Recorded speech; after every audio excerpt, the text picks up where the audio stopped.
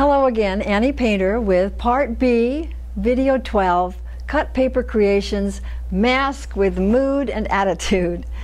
I designed this lesson to teach a whole lot of different skills in a most amazing way, and you can see every single one of the masks is unique, but each of them starts with the same criteria. Here's what I expect. I always expect outstanding behavior. That's why we use the rules of the studio. It is really incredibly important to be careful, serious, and not get in anybody else's way. So we always make sure our room is set up for success. Number two, we usually have elements and principles of design that the kids need to follow, or I'm inviting them to try. And you can understand that unless we have some requirements, it's all over the map. What do I make? And the child who's very, very creative and comfortable with art goes for it, and the others might be frustrated. So in a practice project, we have no ceiling on creativity, but I do invite them to try certain elements and principles of design, and this is the one I want to emphasize. If you have not done video number 11, Paper Parade, I strongly urge you to do that with your students or your family before you try the mask, because in that lesson, it's a very free cutting and tearing and pasting lesson designed to teach and try the elements and principles you'll need in the mask. For example, I'm going to ask all of you to do color with mood and try your color theory shapes. And that I demonstrated for you in Lesson 5, Part B, Color Theory. So we'll pick some wonderful colors that you might not have used before. You're going to be able to use negative and positive space and shape. So we practiced that in Lesson 11, negative space, positive shape. Again, this is a new one for us too. We're going to use three-dimensional form. So actually, things will be sticking out of your mask. So if you have a chance to do that before you do a mask, you have some skills. In addition, I'm going to begin with a symmetrical base, and you'll be able to quickly get started on the mask without worrying about how do I start. So this is a great way, symmetry, to start your base. And let's see, oh, and this one too, I want you to be asymmetrical and as wacky as you want to be when you decorate, so that while the mask base is the same on both sides, something's different on one side or another of your creation. So this is the practice project that comes before this. Well, let's get started then. I'd like to use this paper, orange and red orange.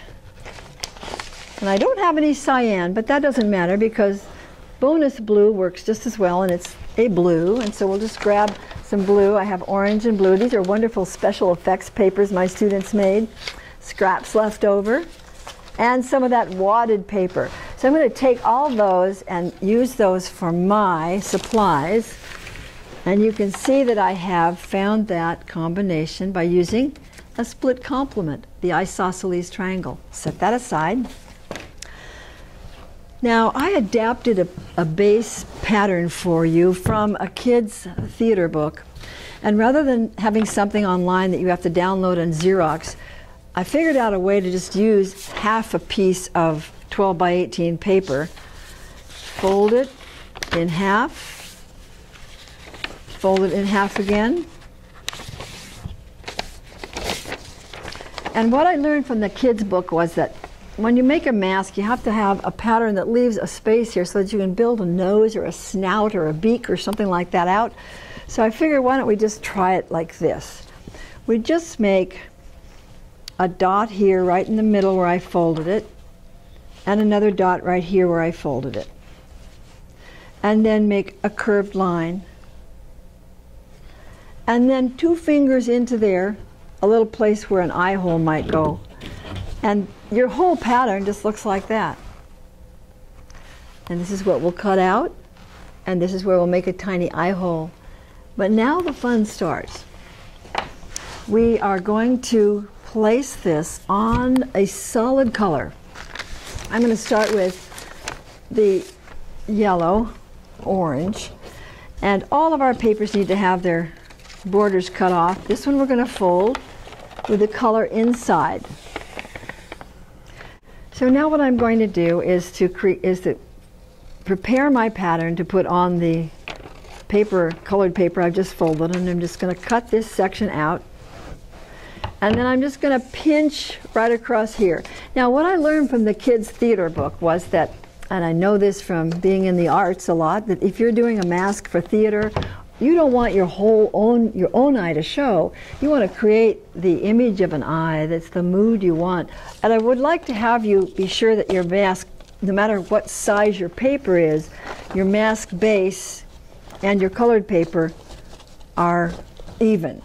And you put your clothespin on the fold and cut. Or let's just draw first. Just draw there and draw where the eye will go. You can take this off now. Keep the clothespin on the fold so you don't cut the wrong side. We just cut this out. And if you are working with young children and if this is difficult, just pinch it. It's not a problem to get the eye hole done for the kids. It's not a big deal. Don't make that your life's work. And now we already are getting a mood in our mask. But wait, we can make a wonderful edge line. It's an edge cut, it's called. So we start to make a real mood now. Could be a very soft line, could be jagged and exciting, and I think that's what I'll do. And we go across the top any old way we want. Use a crayon so that the lines aren't really tiny and hard to cut.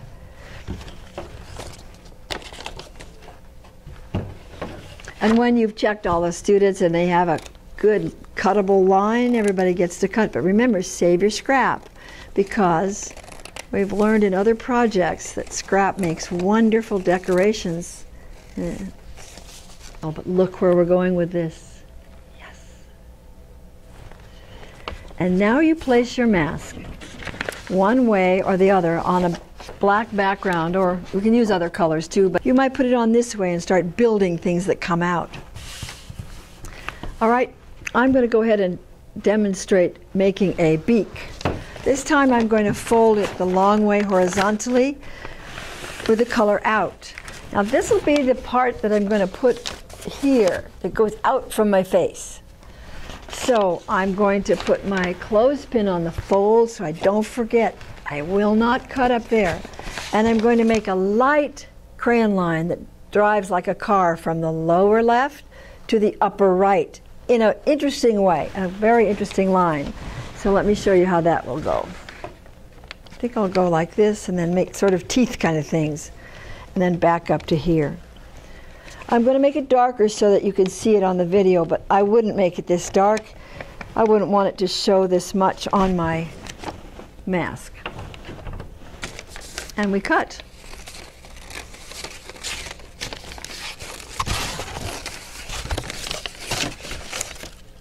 These are great shapes too. What would we do with these? And let's see what I've got here.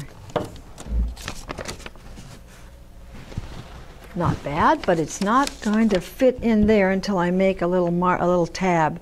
So I'm going to mark this so that you can see what I'm doing. I'm going to take about 1 inch and cut there and just make a tab. If you've made any models in your life, you know that that's how we make something stand up, by tab, fold it up, and now it's ready to glue right inside here. Don't you love how this works? This is just so fun. And sometimes it's not easy, but sometimes if you keep on the fold like this and you go in on it, let's try this. You go down like this on the center fold and squeeze it, and then back up again, and then maybe down again. You can get a kind of a wonderful sort of toucan look to it. Now what we're going to do is, I'm using Elmer's, but also glue sticks will work. If you use a white liquid glue, it goes on the colored side of the tabs. Stick it in, fit it to the mask, and count to 20. And then, in order to secure it to the black paper so that you can decorate, it's actually a pop-up now because it's symmetrical. You will put glue on the back side of the tabs. And usually in a classroom I will do this step by step, this part right here. So it will go, I will go my turn, your turn, my turn, your turn, and position this on your black paper wherever you think you'd like to have it be. And again, push down. Do not glue the mask down here because now the fun begins. Now we are going to decorate. And remember, I challenged you to use asymmetry. That means that we're not going to make it perfectly symmetrical. But it needs eyes. It has to have all the real face parts. So I'm actually going to see, there could be an eye in here. Or maybe this beautiful paper. And I rarely have anything in mind in advance, but I'm going to use that negative and positive shape idea and just cut two big interesting shapes for great big eyes. Great big eye shapes. Like this. I'm going to take a minute here and glue it and then be able to hold it up for you.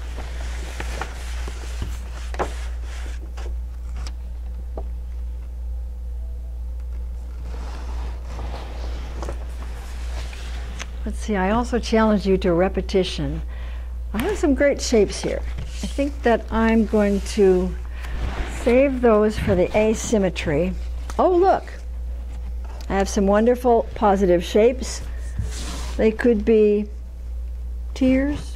Yes, they could be tears of joy.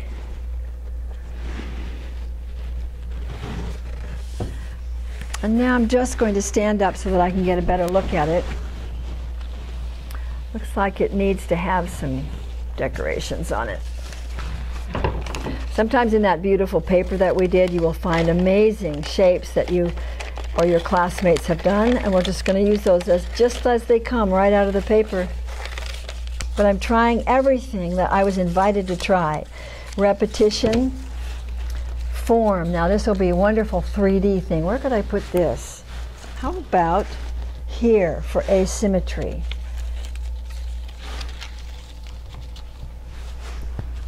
And I'm thinking this might have a benefit too. If I could make some more streamers. I've never tried it with anything but solid paper before, but notice that I folded it, but not all the way up here. I'm going to cut, but not all the way through. Cut through both the folds and let it just fall down.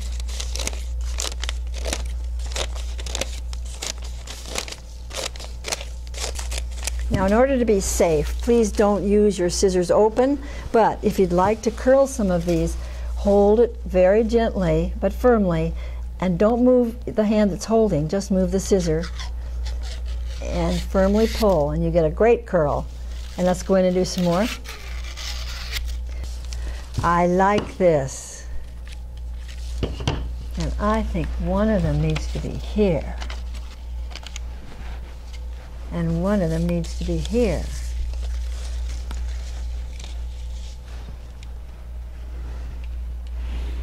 Now I'm going to do some fairly time-consuming things on this beak a little bit. So I'm going to work for a little while and you can join me again as I get toward the end of this. Okay, so I've made some additions and changes here. See if you can see what I've done. I'm going to put it up to my face so you can get the mood. So right beside me here I have asymmetry. I have some things sticking out to the side that are not on the other side. I've added a bottom beak. I have repetition here on top with these triangles. I have added some decoration in the way of repetition here with the little red squares and one big more dominant red dot there, and some more things that actually give movement when it shakes. I hope you love making your own mask with mood and attitude. Have a colorful day from Annie's Art Institute.